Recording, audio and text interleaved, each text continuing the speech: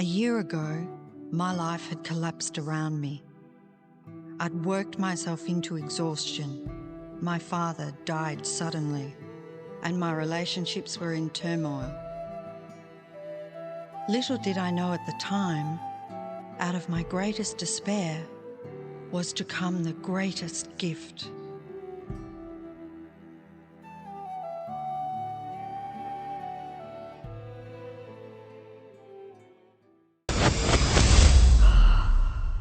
I'd been given a glimpse of a great secret.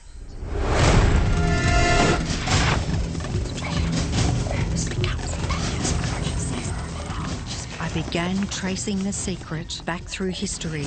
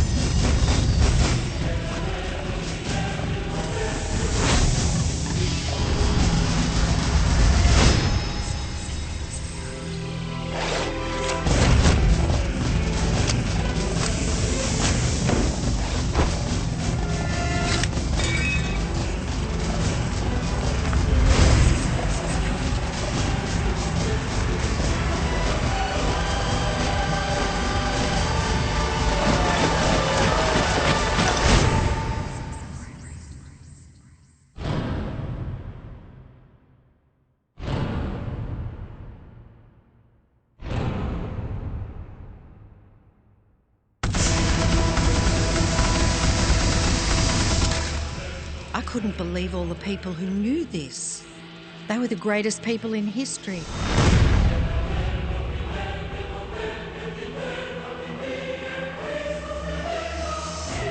Why doesn't anyone know this?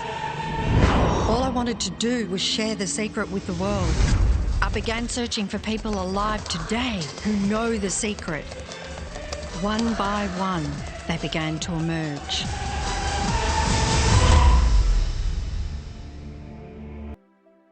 You know, this secret gives you everything you want.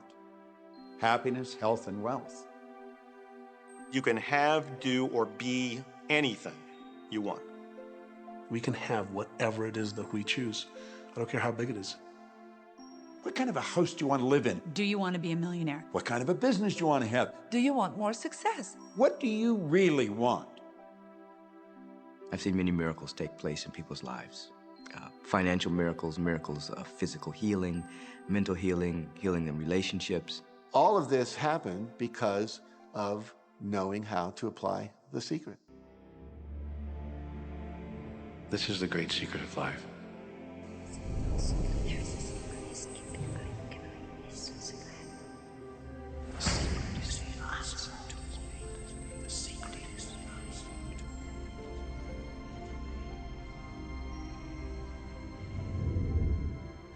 You've probably been sitting there wondering, what is the secret?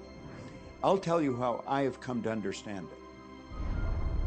We all work with one infinite power. We all guide ourselves by exactly the same laws. The natural laws of the universe are so precise that we don't even have any difficulty building spaceships. We can send people to the moon, and we can time the landing with the precision of a fraction of a second. I don't care if you're in India, if you're in Australia, New Zealand, Stockholm, or London, or Toronto, or Montreal, or New York. We're all working with one power, one law. It's attraction. The secret is the law of attraction. Everything that's coming into your life, you are attracting into your life. And it's attracted to you by virtue of the images you're holding in your mind. It's what you're thinking. You see, whatever is going on in your mind, you are attracting to you. Now, wise people have always known that. You can go right back to the ancient Babylonians. They've always known this. It's a small, select group of people.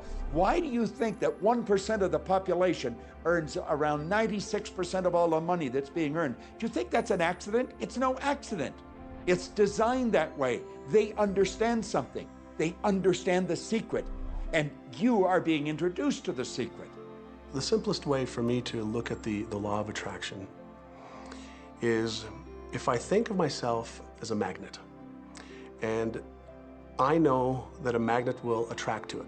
Very basically put, the law of attraction says that like attracts like, but we're really talking at a level of thought. Our job as humans is to hold on to the thoughts of what we want, make it absolute clear in our minds what we want, and from that we start to invoke one of the greatest laws in the universe, and that's the law of attraction. You become what you think about most, but you also attract what you think about most. If you see it in here, you're going to hold it here. And that principle can be summed up in 3 simple words. Thoughts become things. What most people don't understand is a thought has a frequency. Every thought has a frequency. We can measure a thought. And so if you're thinking that thought over and over and over again, or if you're imagining in your mind, okay, having that brand new car, having the money that you need, building that company, finding your soulmate, if you imagine what that looks like, you're emitting that frequency on a consistent basis. Thoughts are sending out that magnetic signal that is drawing the parallel back to you. See yourself living in abundance, and you will attract it. It always works. It works every time with every person. Here's the problem. Most people are thinking about what they don't want, and they're wondering why it shows up over and over and over again. The law of attraction doesn't care whether you perceive something to be good or bad, or whether you don't want it or whether you do want it. It's responding to your thoughts. So if you're sitting there looking at a mountain of debt, feeling terrible about it, that's the signal you're putting out into the universe. Wow, I feel really bad because of all this debt I've got. You're just affirming it to yourself. You feel it on every level of your being. That's what you're going to get more of.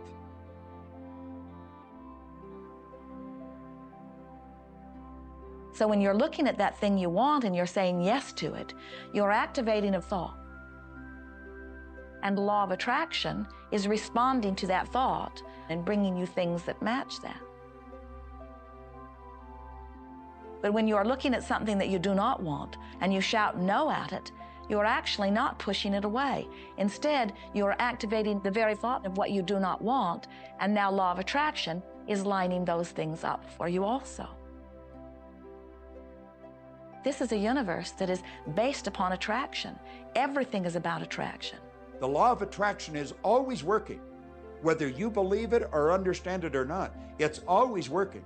You might be thinking about the past or the present or the future, but whether you're remembering or observing or imagining, still in that process you are activating thought. And law of attraction, which is the most powerful law in the universe, is responding to your thought. Creation is always happening. Every time an individual has a thought or a prolonged, chronic way of thinking, they're in the creation process. Something is going to manifest out of those thoughts. Law of attraction says, we'll give you whatever it is you say and focus on. And so if you're complaining about how bad it is, what you're creating is more of how bad it is. Oh, look, I challenge that.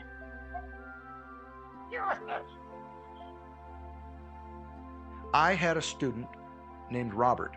Robert was a gay man, and he was taking an online course I have, part of which entails email access to me. And he outlined all of the grim realities of his life. In his job, all the people ganged up on him. And it was constantly stressful because of how nasty they were with it. When he walked down the street, he said every block he was accosted by homophobic people who wanted to abuse him in some way. He was wanting to become a stand-up comedian. And when he went out and did a stand-up comedy job, everybody heckled him about being gay. And his whole life was one of a lot of unhappiness and misery, and it all focused around this idea of being attacked because he was gay. I began to teach him that he was focusing on what he did not want. I directed him back to his email that he sent me and said, read it again. Look at all the things you do not want that you're telling me about. And I can tell you're very passionate about this. When you focus on something with a lot of passion, it makes it happen even faster. And then he really started taking this thing about focusing on what you want to heart. And he began really trying it. What happened within the next 6 to 8 weeks was absolutely a miracle. He said that all the people in his office that had been harassing him either transferred to another department, quit working at the company, or started totally leaving him alone, and he began to love his job. He noticed that when he was walking down the street that nobody came up to him and harassed him anymore. They just weren't there. I'm a very, very gay man. When he went and did his stand-up comedy routines, he started getting standing ovations and nobody was heckling him. His whole life changed because he changed from focusing on what he did not want, what he was afraid of, what he wanted to avoid, to focusing on what he did want.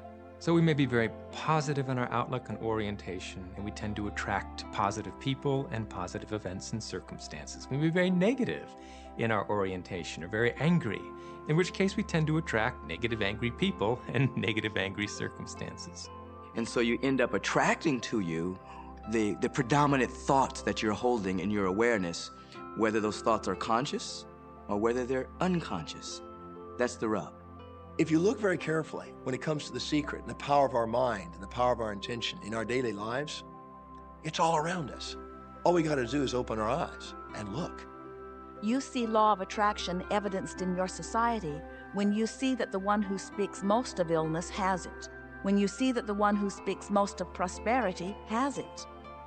Law of attraction is evident everywhere around you if you are understanding what it is. It has to do with you being a magnet, attracting thought, attracting people, attracting events, attracting lifestyle. Indeed, everything that you bring into your experience, you bring because of this powerful law of attraction. I mean, I'm not talking to you from the point of view of just wishful thinking or imaginary craziness. I'm talking to you from a deeper, basic understanding. Quantum physics really begins to point to this discovery. It says that you can't have a universe without mind entering into it, that the mind is actually shaping the very thing that is being perceived. Now, if you don't understand it, doesn't mean you should reject it. You don't understand electricity, probably. First of all, no one even knows what electricity is, and yet you enjoy the benefits of it. Do you know how it works? I don't know how it works, but I do know this, that you can cook a man's dinner with electricity, and you can also cook the man. People oftentimes, when they begin to understand the great secret, become frightened of all of these negative thoughts that they have. Two things they need to be aware of. One, it has been proven now scientifically that an affirmative thought is hundreds of times more powerful than a negative thought. So that eliminates a degree of worry right there. You live in a reality where there is this buffer of time, and truly that serves you. You're really not wanting to be in an environment where your thoughts manifest immediately.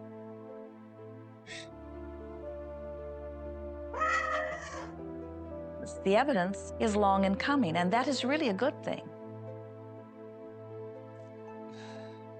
So you want to become aware of your thoughts, you want to choose your thoughts carefully, and you want to have fun with this because you are the masterpiece of your own life. You are the Michelangelo of your own life. The David that you are sculpting is you, and you do it with your thoughts. The leaders in the past who had the secret wanted to keep the power and not share the power. So they kept people ignorant of the secret. People went to work, they did their job, they came home. They were on a treadmill with no power because the secret was kept in the few. We live in a universe in which there are laws. Just as there's a law of gravity, if you fall off a building, it doesn't matter whether you're a good person or a bad person, you're gonna hit the ground. Everything that's around you right now in your life, including the things you're complaining about, you've attracted. Now, I know at first blush, that's gonna be something that you hate to hear. You know, you're gonna immediately say, I didn't attract the car accident. I didn't attract this particular client. I didn't particularly attract the debt. I didn't attract whatever it happens to be that you're complaining about. And I'm here to be a little bit in your face and to say, yes, you did attract it. And this is one of the hardest concepts to get. But once you've accepted it, it's life transforming. This is part of the overall giant secret here. And most of us attract by default. We just think that we don't have any control over it. Our thoughts are on autopilot, our feelings are on autopilot, and so everything is just brought to us by default. Now, if this is your first time to hear this, it may feel like, oh, I have to now monitor my thoughts. This is going to be a lot of work. It will seem like that at first, but that's where the fun begins. We do not encourage that you try to monitor your thoughts. That will sort of make you crazy. There are so many thoughts coming to you from so many different directions about so many different subjects. That's where your emotional guidance system comes in.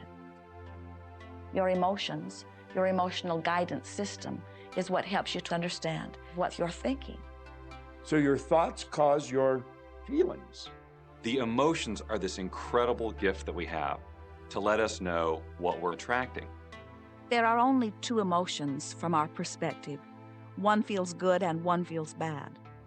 You call them all sorts of different things, but essentially, all of those negative emotions, whether you call it guilt or anger or frustration, all feel much the same. They do not feel good. And all of those are guidance saying that which you are thinking about right now is not in line with what you are really wanting.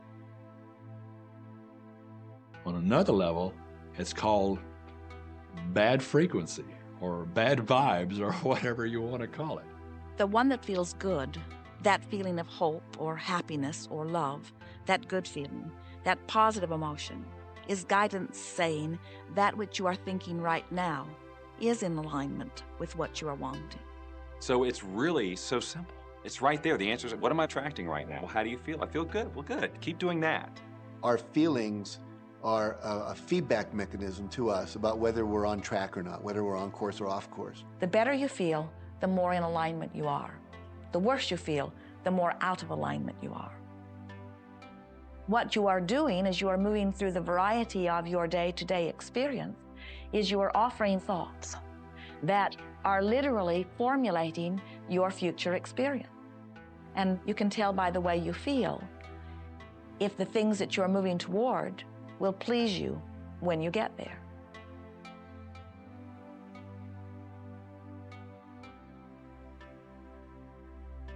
Whatever it is you are feeling is a perfect reflection of what is in the process of becoming.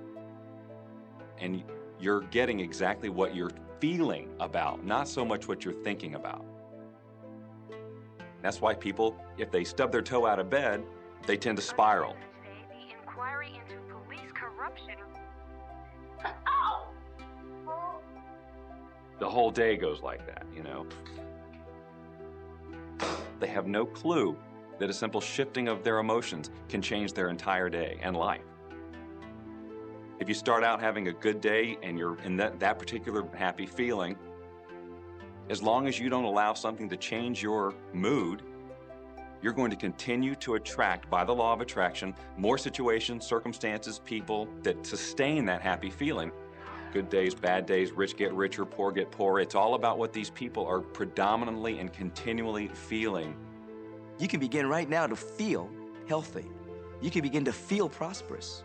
You can begin to feel the love that's surrounding you, even if it's not there. And what will happen is the universe will correspond to the nature of your song. The universe will correspond to the nature of that inner feeling and manifest, because that's the way you feel. So basically, what you focus on with thought and feeling is what you attract into your experience, whether or not it's something you want. What you think and what you feel and what manifests is always a match. every single time, no exception. It's hard to swallow. But when we can begin to open ourselves up to that, the ramifications are awesome.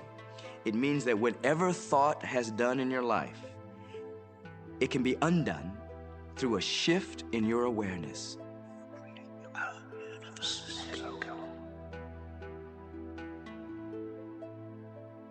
It's really important that you feel good, because this feeling good is what goes out as a signal into the universe and starts to attract more of itself to you. So the more you can feel good, the more you will attract the things that help you feel good and it'll keep bringing you up higher and higher. When you're feeling down, do you know that you can change it like that? Put on a beautiful piece of music. Start singing. That'll change your emotion. Or think of something beautiful. Think of a baby. Maybe one you love. And dwell on it. Really keep that thought in your mind. Block everything out but that thought. I guarantee you'll start to feel good. This principle applies to your family pet, for instance, which I believe are wonderful because they put you in a great emotional state. When you feel love for your pet, that's a great state of love. It's going to bring goodness into your life. What a gift that is. And when you begin to get the hang of this, when you begin to guide your thoughts based upon the way they feel, and you begin to notice the correlation between what you're feeling and thinking and what's coming back to you, before you know it, you will know that you are the creator of your own reality. And those who are watching from a distance will stand in amazement at the perfect life you live. Since I learned the secret and started applying it to my life has truly become magical. I think the kind of life that everybody dreams of, and I live on a day-to-day basis. I live in a $4.5 million mansion. I have a wife to die for. I get to vacation in all the fabulous spots of the world. I've climbed mountains, I've explored, I've been on safaris. And all of this happens and continues to happen because of knowing how to apply the secret. Life can be absolutely phenomenal, and it should be, and it will be, when you start using the secret.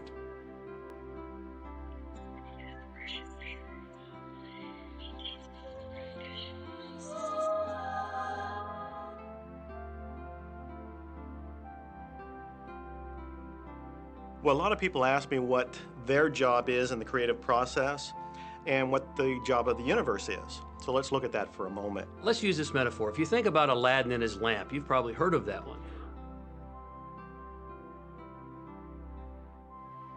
I mean, Aladdin picks up the lamp and he dusts it off, and out pops the genie.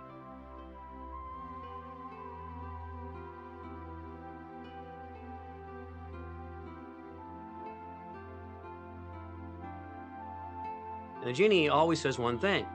Your wish is my command. If you trace the story back to its origins, you know, we now think that there's 3 wishes, but if you trace the story back to its origins, there's absolutely no limit whatsoever to the wishes. Think about that one. Now, let's take this metaphor and blow it out and apply it to you and your life. Remember, Aladdin is the one who always asks for what he wants. Then you've got the universe at large, which is this grand genie, and traditions, you know, have called it so many different things. Your holy guardian angel, your higher self. I mean, we could put any label on it, and you choose the one that works best for you. But every tradition has told us there's something bigger than us. And a genie always says one thing. Your wish is my command. So we like to say to you that the creative process is a 3-step process. Step 1 is you must ask for what you want. You do not need to use words to ask. In fact, the universe is not even hearing words from you. The universe is responding completely to your thought.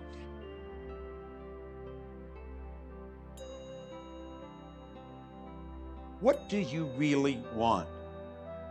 Sit down and write it out on a piece of paper. Write it in the present tense. You might begin by writing, I am so happy and grateful now that, and then explain how you want your life to be in every area. And this is really fun. This is like having the universe as your catalog, and you flip through it and you go, well, I'd like to have this experience, and I'd like to have that product, and I'd like to have a person like that. It is you just placing your order with the universe. It's really that easy. The second step is answer, an answer to what you're asking. And that is not your work in your physical form. The universe will do that step for you. All of the universal forces are responding to the thoughts that you have set into motion. Your wish is my command. And the universe will start to rearrange itself to make it happen for you. Most of us have never allowed ourselves to want what we truly want because we can't see how it's going to manifest.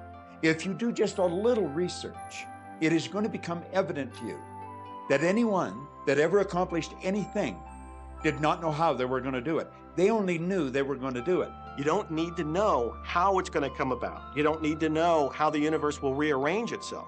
You don't know how, it'll be shown to you. You will attract the way.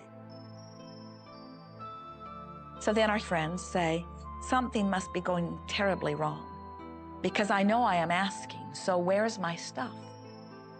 And we say, you are asking. You are completing step one. You can't help but do that. The universe is answering every time, no exception. But there is another step that you must understand, and it is called step 3, which is the receiving step, which means you must bring yourself into alignment with what you're asking for. When you're in alignment with what you want, you feel wonderful. That's what enthusiasm is. That's what joy is. That's what appreciation is. That's what that feeling of passion is. But when you are feeling despair or fear or anger, those are strong indicators that you are not right now in alignment with what you're asking for. And so, when you begin to realize that the way you feel is everything, and you begin to direct your thoughts based upon how they feel, little by little, you can find the feeling place of it, and now you are one with it, and now it must manifest into your experience.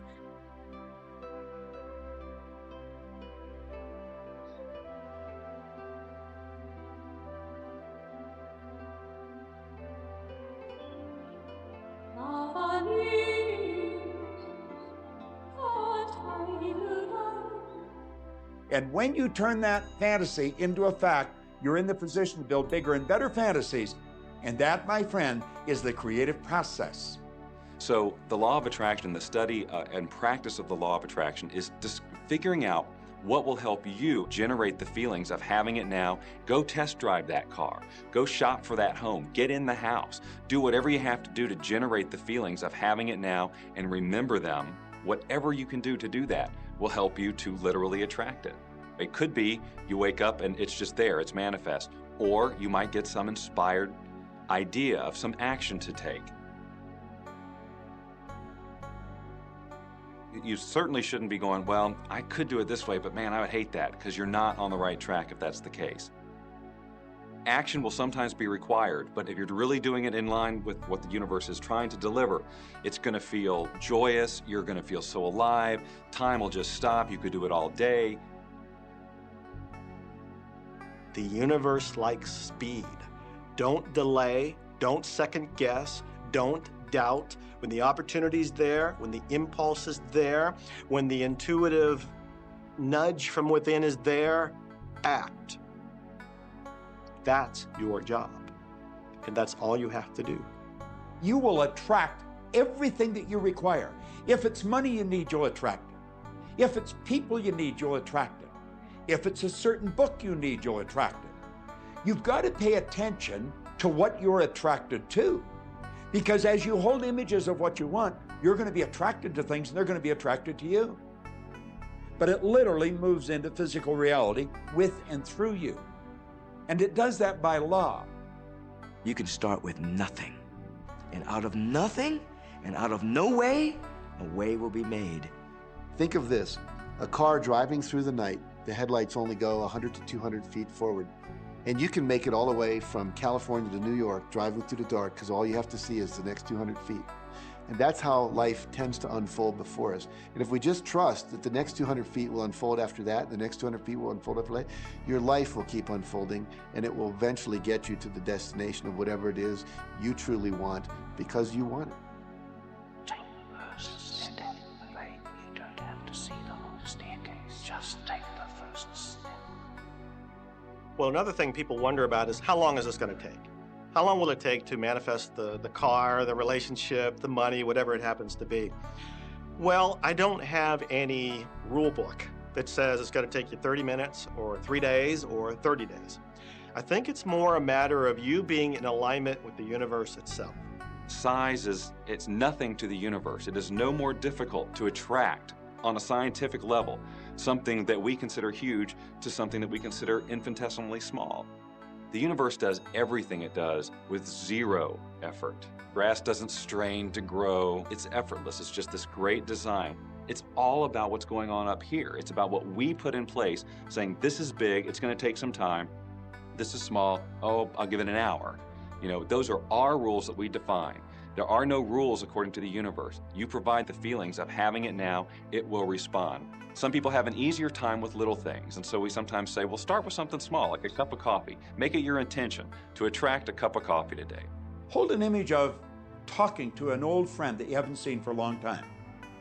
Somehow or another, somebody's going to start talking to you about that person. That person's going to phone you, or you'll get a letter from them. People are amazed how that I line up car parks, and I've done this right from when I first understood The Secret. And I would visualize a car space exactly where I wanted, and 95% of the time it would be there for me, and I just pull straight in. 5% of the time I have to wait just a minute or two, and the person would pull out and I'd pull in. So I do that all the time.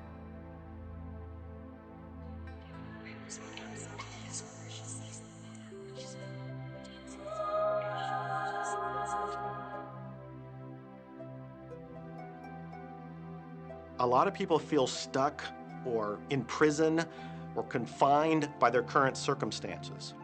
And I'm trying to point out that whatever your circumstances right now, that is only your current reality. And current reality will begin to change as a result of watching this and beginning to use The Secret. But sometimes it feels like you're stuck because you continue to think the same thoughts over and over again. And so you tend to get the same results over and over again. And the reason is because most people offer the majority of their thought in response to what they are observing. You see, if you're just looking at what is, then you're just thinking about what is. And when you think about what is, law of attraction gives you more of it. And then if you just observe what is, then you're just thinking about what is. And law of attraction gives you more of what is. And then if you just observe, well, we've been over this, haven't we? You have to find a way that you are approaching what is through a different vantage point. Most people look at their current state of affairs and they say, this is who I am. That's not who you are. That's who you were. You see, if you look at your current state of affairs right now, let's say, for instance, that you don't have a lot of money in your bank account, or you don't have the relationship that you want, or your health and fitness isn't up to par. That's not who you are. That's the residual outcome of your past thoughts and actions. So we're constantly living in this residual, if you will, of the thoughts and the actions we've taken in the past. When you look at your current state of affairs and define yourself by that, then you doom yourself to have nothing more than the same in the future.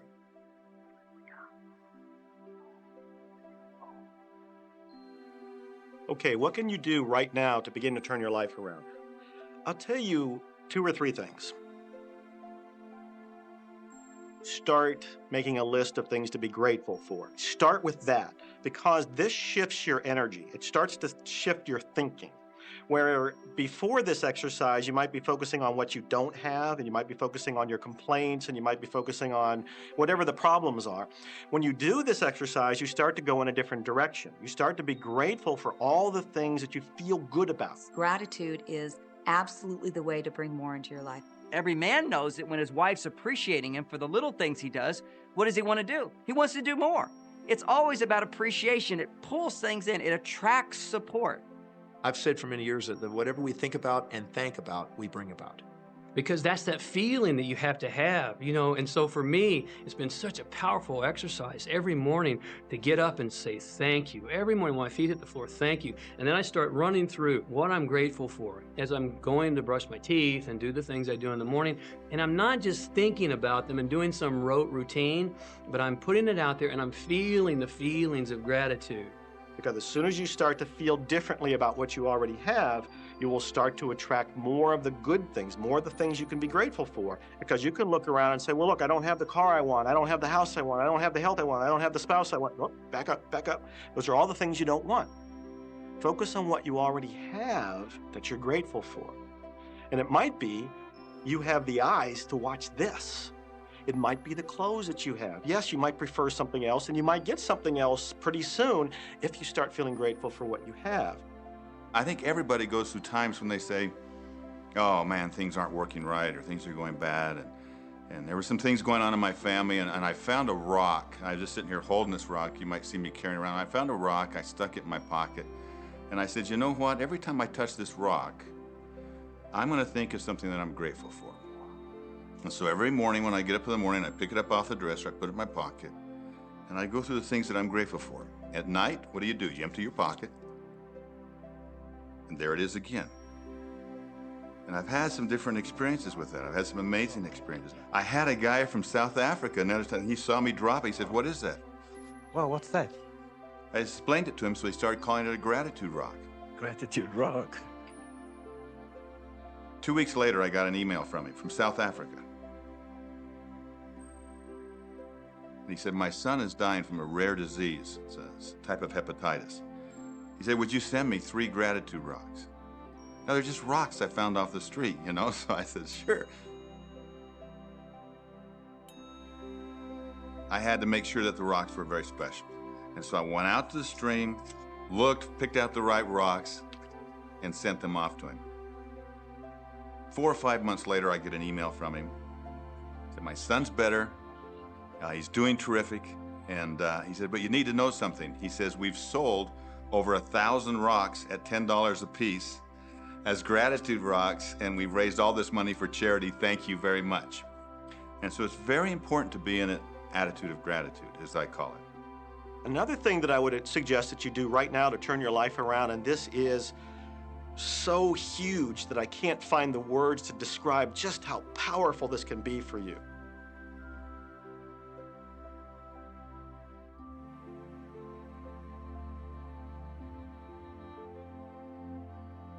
I took the visualization process from the Apollo program and instituted it during the 1980s and 90s into the Olympic program.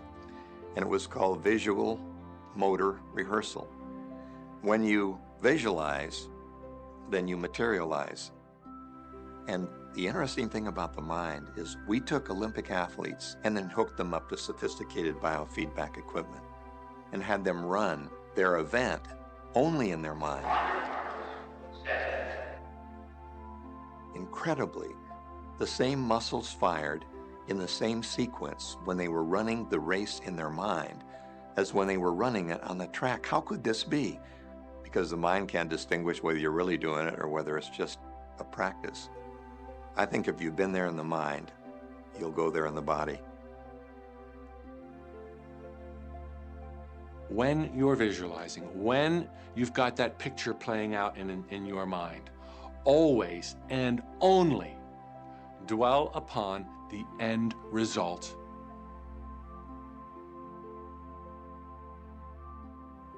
Here's an example. Look at the back of your hands right now. Really, look at the back of your hands. The color of your skin, the freckles, the blood vessels, the rings, the fingernails, the fake fingernails. Take in all those details right before you close your eyes. And then see those hands, your fingers, wrapping around the steering wheel of your brand new car.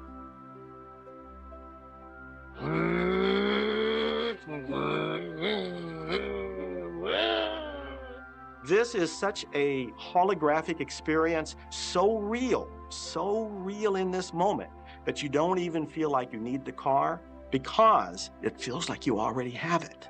It's the feeling that really creates the attraction, not just the picture or the thought. And I think for a lot of people, they think, well, if I think positive thoughts, or if I visualize having what I want, that'll be enough. But if you're doing that and still not feeling abundant or feeling, loving and joyful, then it doesn't, from my mind, really create the power of the attraction. This is where the secret actually moves into action. You put yourself in the feeling place of really being in that car, not, oh, I wish I could get that car, or someday I'll have that car, because that's a very definite feeling associated with that. It's not in the now, it's not, it's in the future. If you stay in that feeling, it will always be in the future. Feel the joy, feel the happiness, no matter how silly it seems in that dark and quiet room, and you're going, woohoo! Do it! A lot of people will say, come on, do I have to do that? How bad do you want change?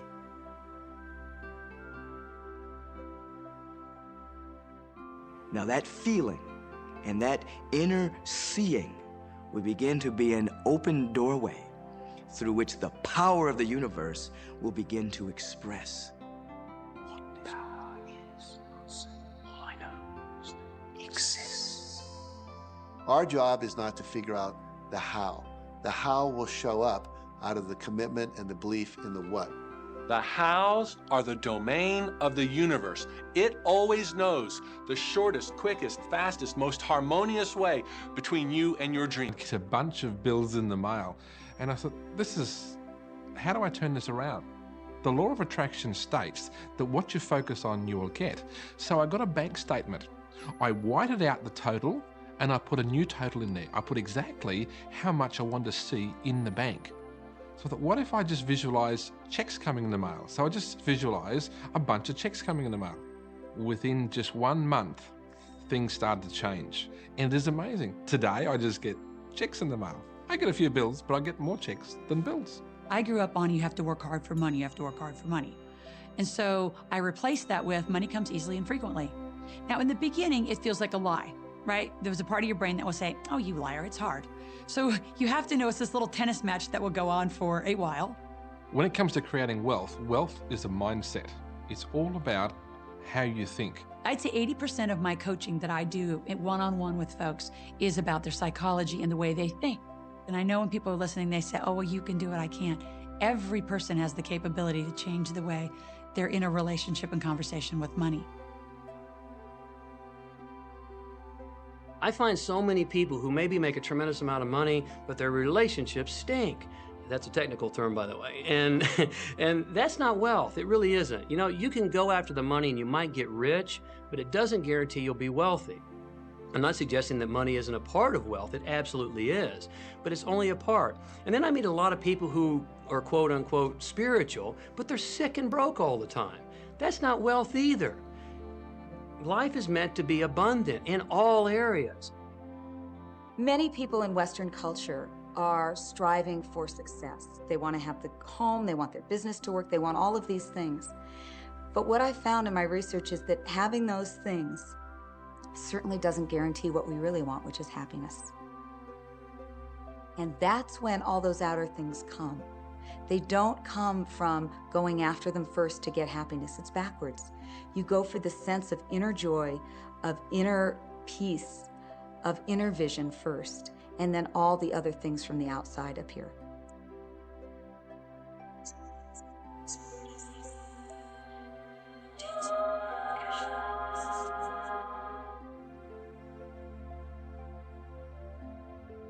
The secret means for me actually that we are creators of our universe, and that every wish of what we want to create will manifest in our life.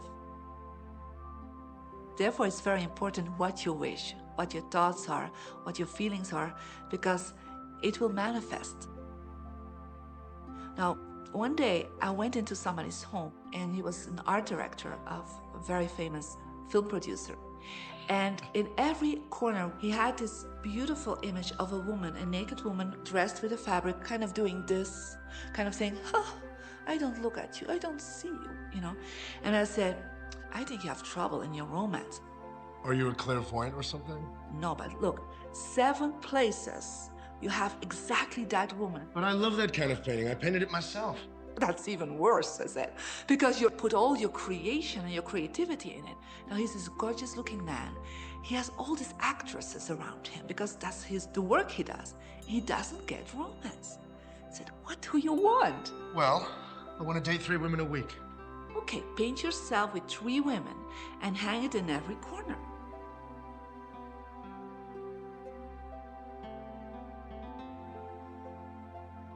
6 months later, I see him in Europe and said, how is your love life? Great. They just call me. They all want to date me. Because that's your wish. Now I have like 3 dates a week. They're fighting over me. Good on you. But I really want to stabilize a little bit. I want marriage, and I want romance. Well, paint it, okay? So he painted a beautiful romantic relationship. And a year later, he got married and is very happy. Because he put another wish out. But he wished it in himself for years, but it did not happen. Because his wish could not manifest because the outer level of himself, his house, was just contradicting himself all the time. So if you know this knowledge, you should start playing with it.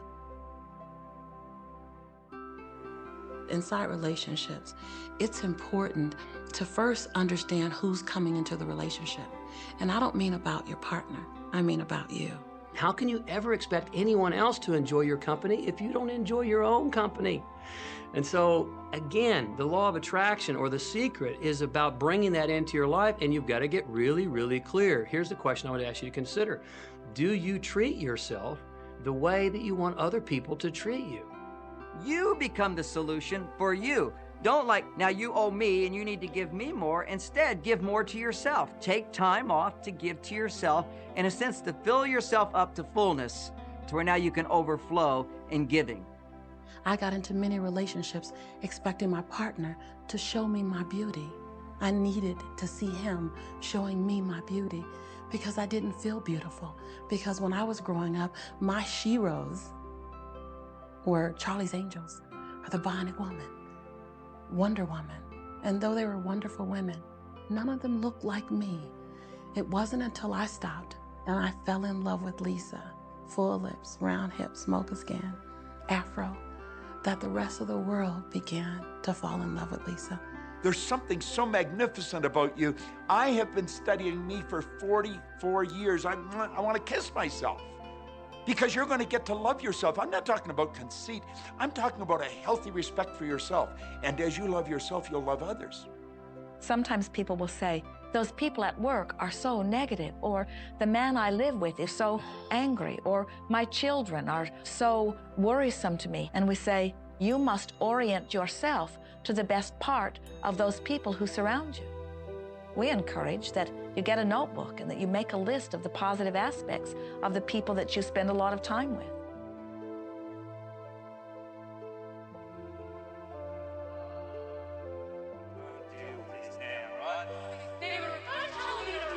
There could be someone that you have a terrible experience with, a terrible relationship with. And in the privacy of your own mind, and with quite a bit of work, we will admit, as you focus upon things that you like most, those people will become that mostly to you. And even though you cannot create in their reality, if they are in a mood or an attitude that doesn't match the mood or an attitude that you have about them, they'll zig while you zag. Law of attraction will not put you in the same space together. Your frequencies don't match up. If you knew your potential to feel good, you would ask no one to be different so that you can feel good. You would free yourself of all of that cumbersome impossibility of needing to control the world or control your mate or control your child. You are the only one who creates your reality. For no one else can think for you. No one else can do it. It is only you, every bit of it you.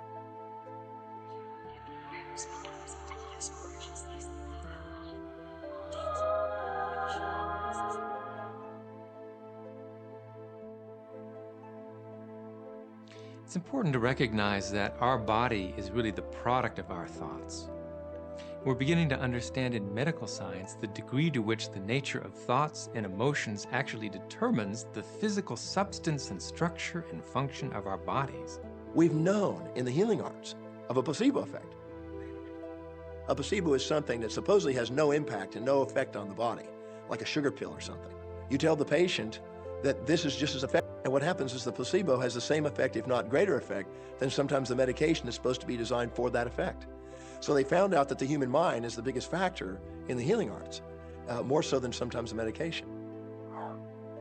If somebody is in a situation where they're sick and they have an alternative to try to explore what is in their mind creating it versus using medicine, if it's an acute situation that could really bring death to them, then obviously the medicine is a wise thing to do while they explore what the mind is about.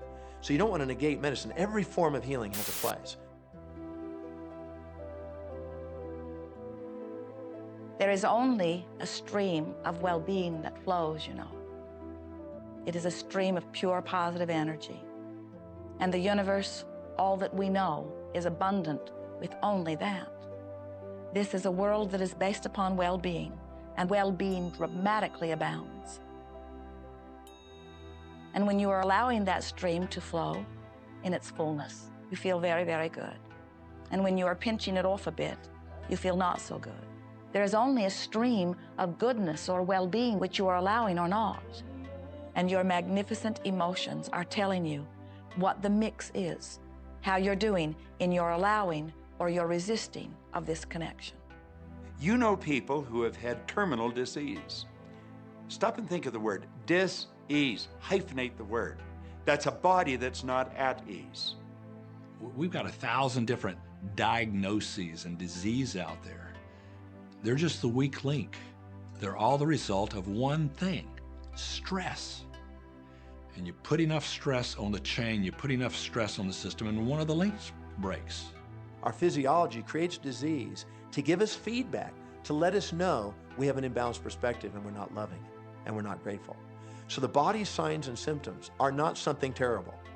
The question that's frequently asked is when a person has manifested a disease in their body temple or some kind of discomfort in their life, through the power of right thinking, can it be turned around? And the answer is absolutely yes.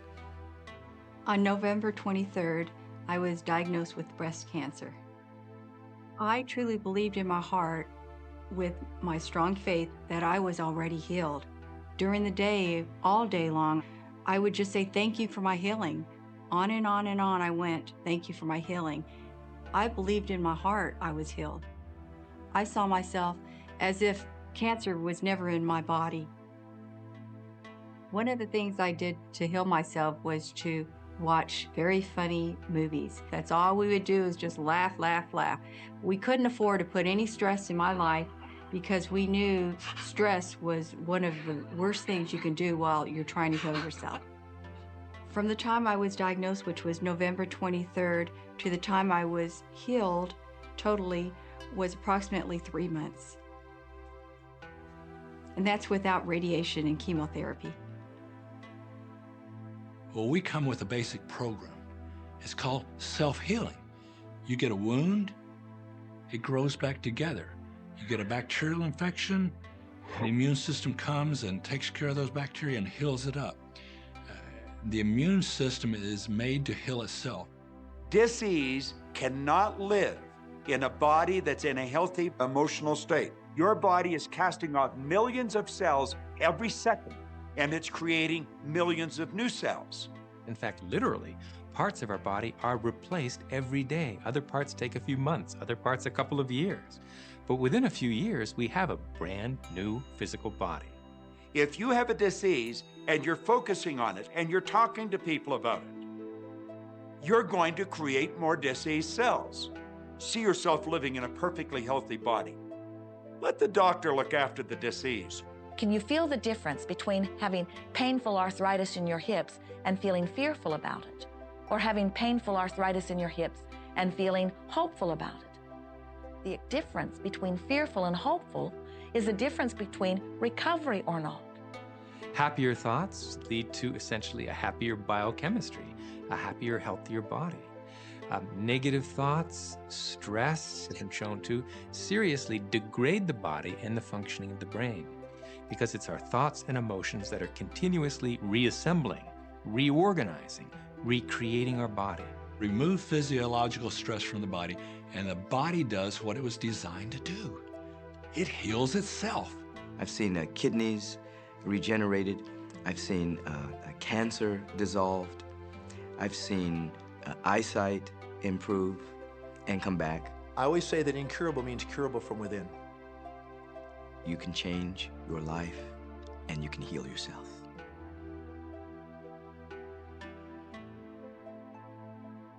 Well, my story begins on March 10, 1981. It really changed my whole life. It was a day I'll never forget. I crashed an airplane.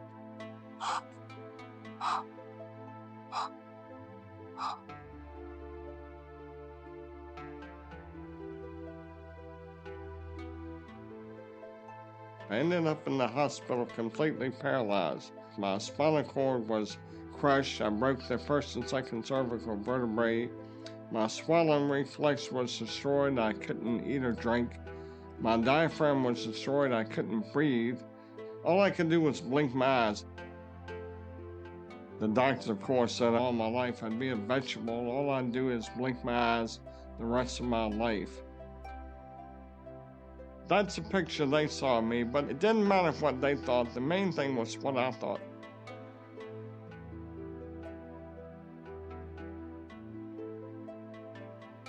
I picture myself being a normal person again, walking out of that hospital. The only thing I had to work with in the hospital was my mind. As long as you have your mind, you can put things back together again. I was hooked to a respirator, and they said I'd never breathe on my own again because my diaphragm was destroyed. But this little voice kept saying to me, breathe deep, breathe deep.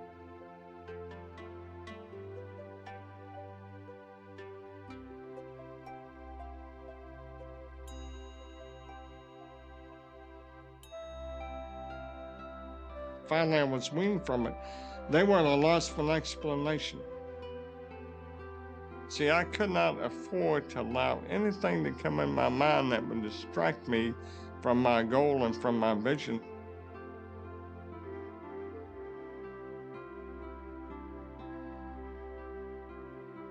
Well, I set a goal to walk out of the hospital on Christmas. That was my goal.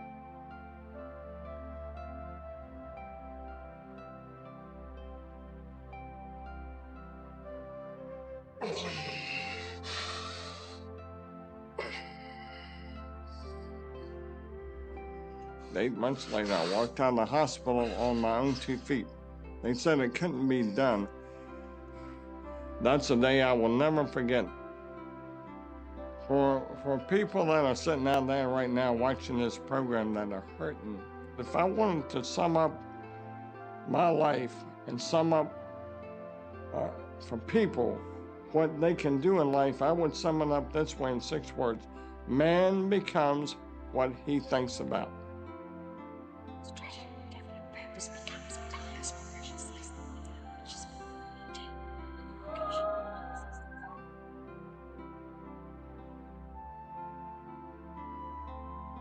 We notice that there are so many people who are living life in a very conditional way. They look out and they see things that are wonderful and they say, yes, we want more of those. We would vote for that. We would support that with our time and energy and money. But then they look out and they see things that they do not want, terrible things that they do not want to live and that they do not want to see others live. And they say, we've got to do something about getting rid of those things. But they don't realize that as they push against the unwanted, they add power to it. In this world, there is a war against poverty and a war against cancer and a war against teenage pregnancy and a war against terrorism and a war against violence and a war against terrorism. We mentioned that there's a war against terrorism, and all of this pushing against is only adding to, because you can't say no and make it go away. When you shout no, law of attraction is lining that up.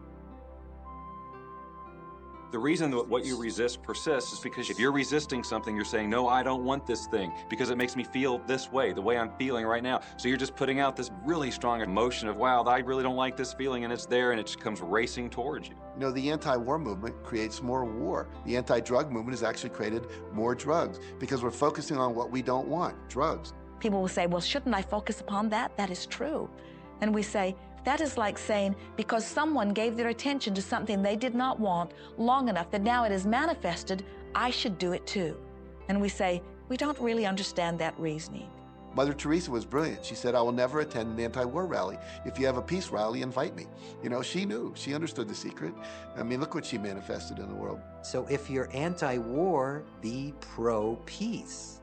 If you're anti-hunger, be pro people having more than enough to eat. If you're anti a particular politician, be pro his opponent.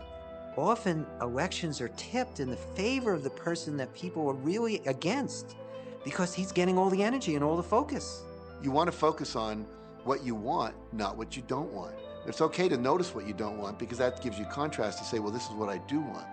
But the fact is that the more you talk about what you don't want or talk about how bad it is, read about all of that all the time, and then say, oh, how terrible it is, well, you're creating more of that.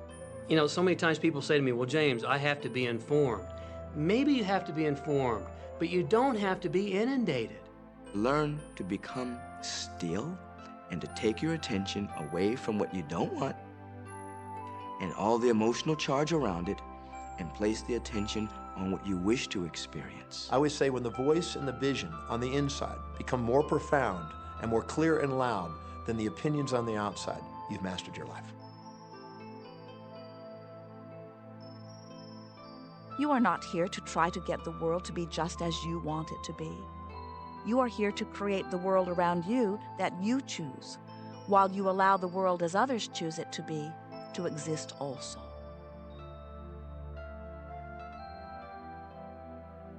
One of the questions I get almost all the time, and it's probably on somebody's mind right now if it's not on yours, and that's the idea that, well, if everybody uses The Secret and they all treat the universe like a catalog, aren't we going to run out of stuff?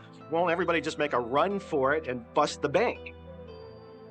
What's beautiful about the teaching of the Great Secret is that there's more than enough to go around for everyone. There is a lie that acts like a virus within the mind of humanity. And that lie is there's not enough good to go around. There's lack and there's limitation and there's just not enough. That lie has people living in fear, greed, stinginess, and those thoughts of fear, greed, stinginess, and lack become their experience. So the world has taken a nightmare pill. Now the truth is, there's more than enough good to go around. There's more than enough creative ideas. There's more than enough power. There's more than enough love. There's more than enough joy. All of this begins to come through a mind that is aware of its own infinite nature. Every great teacher who's ever walked the planet has told us that life was meant to be abundant. And so just when we think that resources are dwindling, we find new resources to achieve the same things. And so even though we say we have lack, it's because we don't open up our vision and see all of what's around us. You know, when everybody starts to live from their heart and go for what they want, they don't go for the same things. That's the beauty of this. We don't all want BMWs. We don't all want the same person. We don't all want the same experiences. We don't all want the same clothing. We don't all want fill in the blank. There's enough for everyone. If you believe it, if you can see it, if you act from it, it will show up for you. That's the truth. So let the variety of your reality thrill you as you get to choose from among it those things that you're wanting.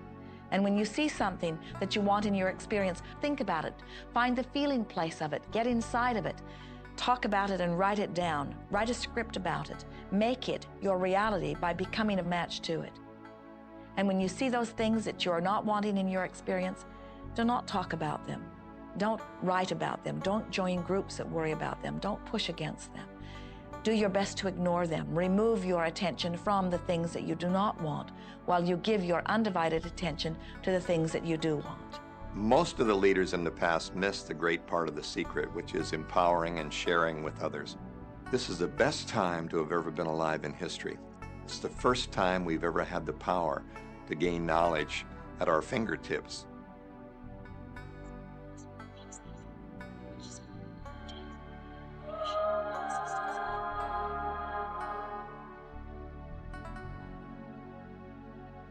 When we look around us, even at our own bodies, what we see is the tip of the iceberg.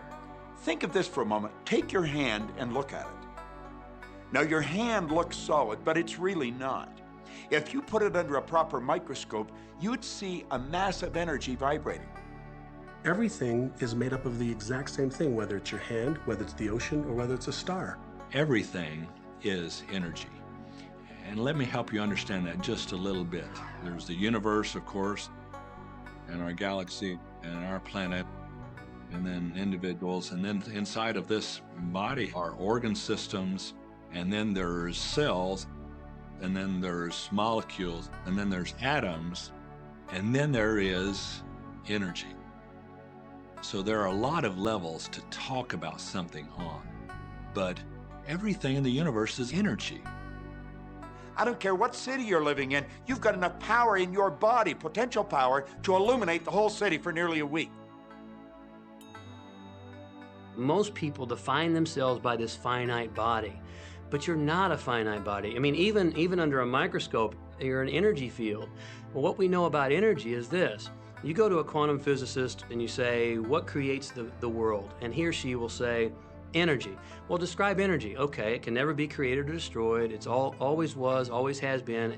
Everything that ever existed always exists. It's moving into form, through form, and out of form. Okay, great. You go to a theologian and you ask the question, what created the universe? And he or she will say, God. Okay, describe God. Always was and always has been, never can be created or destroyed, all that ever was, always will be, always moving into form, through form, and out of form. You see, it's the same description, just different terminology. And so if you think you're this meat suit running around, think again. You're a spiritual being. You're an energy field operating in a larger energy field. We're all connected. We just don't see it. There isn't an out there and an in here. Everything in the universe is connected. It's just one energy field. You are extensions of source energy, and you are here in these magnificent bodies, but your bodies have distracted you, for the most part, from who you really are. You are source energy. You are eternal beings. You are God force. You are that which you call God. Scripturally, we could say that we are the image and the likeness of God. We could say we are another way that the universe is becoming conscious of itself. We could say that we are the infinite field of unfolding possibility. All of that would be true. Every great tradition has told you that you were created in the image and the likeness of the creative source. That means that you have God potential and power to create your world, and you are. You are. And maybe you've created things to this point that are wonderful and worthy of you, and maybe you haven't. The question I'd ask you to consider is, do the results you have in your life, are they what you really want? And are they worthy of you? If they're not worthy of you, then when would now be the right time to change those? Because you have the power to do that.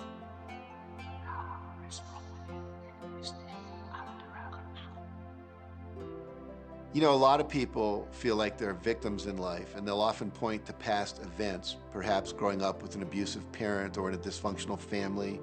And I would add as a parenthesis here that most psychologists believe that about 85% of families are dysfunctional. So it's like all of a sudden you're not so unique.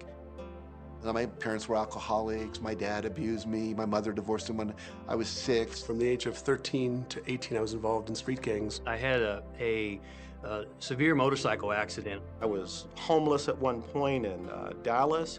I lived in poverty for 15 years in Houston. When I was a child, I had learning difficulties, and I was considered learning disabled, and I was told I would never read, write, or communicate, never amount to anything, not go very far in life.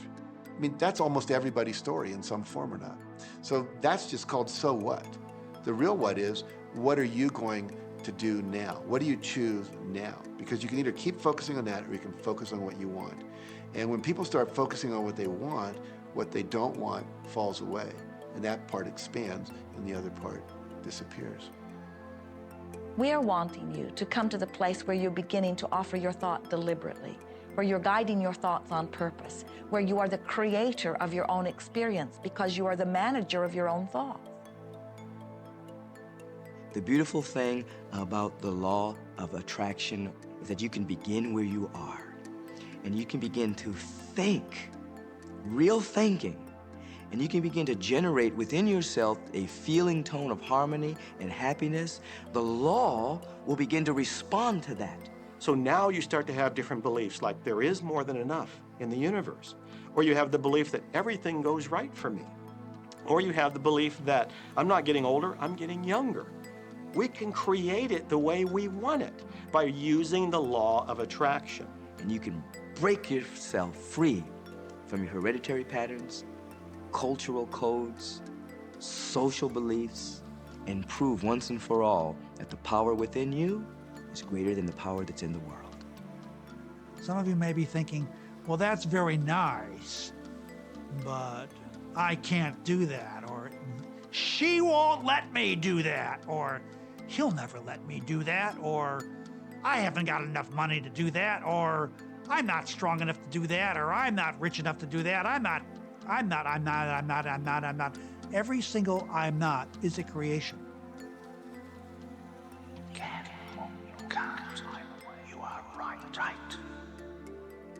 Are there any limits to this? Absolutely not. We are unlimited beings. We have no ceiling. The capabilities and the talents and the gifts and the power that is within every single individual on this planet is unlimited.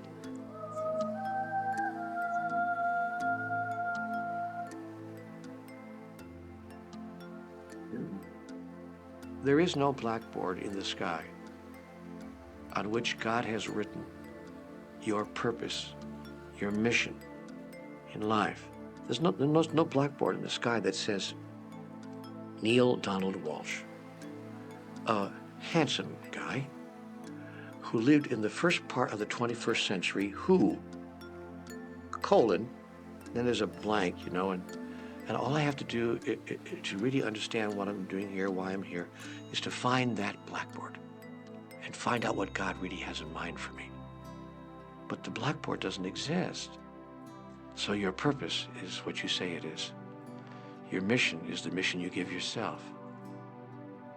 Your life will be what you create it as, and no one will stand in judgment of it now or ever.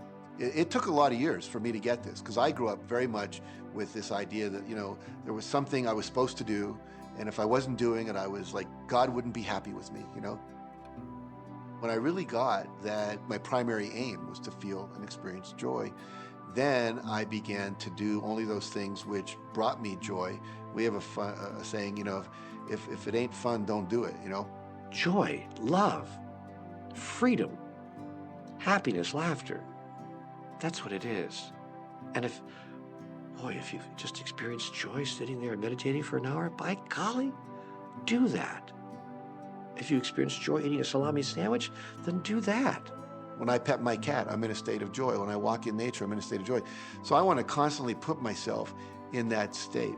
And when I do that, then all I have to do is have the intention of what I want, and what I want manifest. So inner happiness actually is the fuel of success. Anything that makes you feel good is always going to be drawing in more. You are listening to this right now.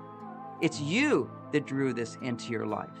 It's your choice whether you want to take it and utilize it.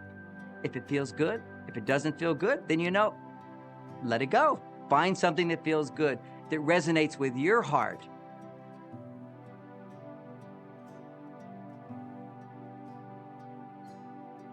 Joseph Campbell said, "Follow your bliss." We think those are the best words we have ever heard spoken from a human tongue. And if one could follow one's bliss, you would follow the trail to abundance and well-being on all subjects. Enjoy life with us, because life is phenomenal. It's a magnificent trip.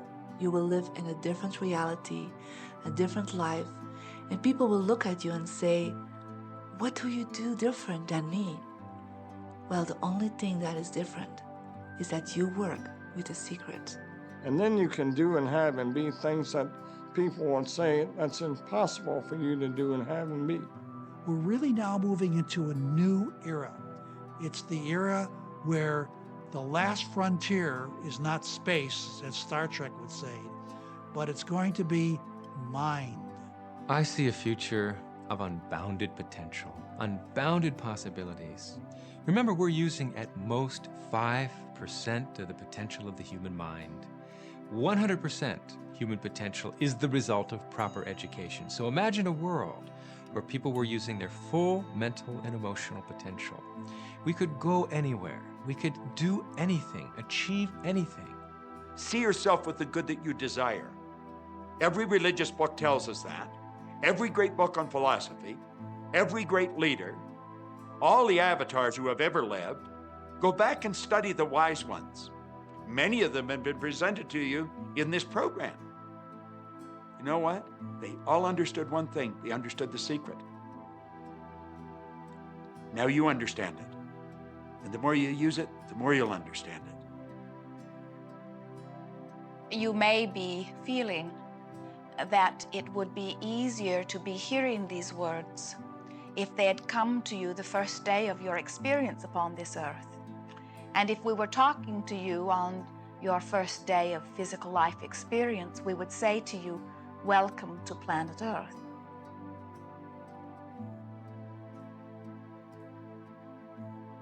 There is nothing that you cannot be or do or have.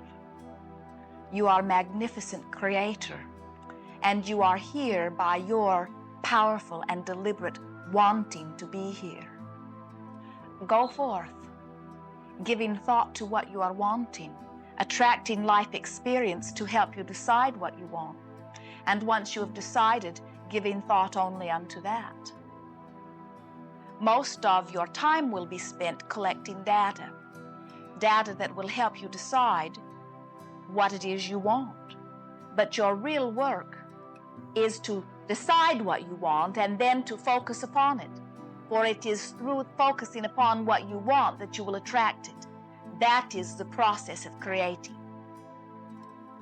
I believe that you're great, that there's something magnificent about you.